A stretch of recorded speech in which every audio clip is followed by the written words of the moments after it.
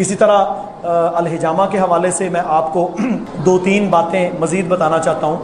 ہمارے ہاں بہت سارے ایسے مریض ہیں جو راشا کے مریض ہیں، ہاتھ کانپتے ہیں، جسم کانپتا ہے۔ ہمارے ہاں بہت سارے ایسے پیشنٹس ہیں جن لوگوں کے گھٹنے اتنے سوجے برے حال۔ ہمارے ہاں بہت سارے ایسے مریض ہیں جن کی سکن کے اوپر سے خارش ختم نہیں ہوتی۔ اچھا وہ کیا ہے؟ اینٹی بایوٹک، پین کلر کھا کے نا دوائیاں ان کے جسم کے اندر فاسد زہر بن جاتا ہے۔ کیا ہوتا ہے اس کا الٹیمیٹ رزلٹ؟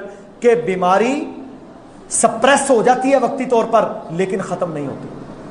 اللہ کے نبی صلی اللہ علیہ وسلم کی یہ سنت وہ عظیم سنت ہے کہ جب کوئی بندہ اسے اختیار کرتا ہے تو بیماری اپنے سیلز کے ساتھ اس کے جسم سے باہر آ جاتی ہے۔ اچھا جب آپ کے خون کو کوئی ٹریٹمنٹ پیوریفائی کر دے اور اس کے مردہ خلیوں کو نکال کے باہر پھینک دے تو کیا ہے؟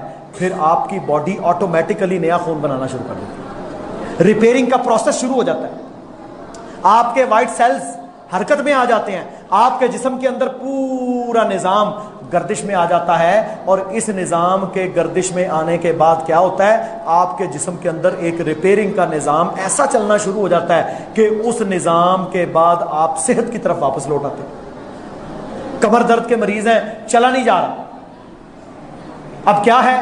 ان کی ریڑھ کی ہڈی میں جو مخ تھی وہ خون میں شامل ہو گئی، اس نے جا کے نرو کو دبانا شروع کر دیا، اب کپنگ جو ہے وہ فوری طور پر اسے نکال کر باہر پھینکتی ہے اور انسان کا جسم بالکل لائٹ ہو جاتا ہے۔ تو میرے بھائیوں یہ سارے کی ساری وہ نعمتیں ہیں جو اللہ تعالیٰ نے ہمیں عطا کی ہیں۔ داغ دینا کیا ہوتا ہے؟ پرانے وقتوں میں جب کوئی گڑ پھنسی کینسر بن جاتا تو وہ اس حصے کو، ظاہر ہے نہ تو سرجری تھی نہ اینٹی بایوٹک تھی، اس حصے کو صحیح کرنے کے لیے وہ کیا کرتے؟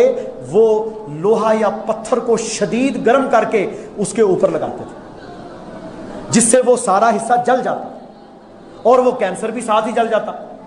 یہ اتنا تکلیف دہ عمل تھا کہ بعض لوگ اس سے بے ہوش ہو جاتے اور کچھ ایسے ہوتے جو اس تکلیف کو برداشت نہ کر سکتے اور فوت ہو جاتے۔ اس لیے داغ دینے سے اللہ کے نبی صلی اللہ علیہ وسلم نے منع فرمایا۔ تو یہ بھی اللہ کے نبی صلی اللہ علیہ وسلم کی حدیث کے اندر سے ہمیں وہ چیزیں ملتی ہیں جو فطرت کے عین مطابق، اور آج کی جدید سائنس نے بھی اس کو مانا۔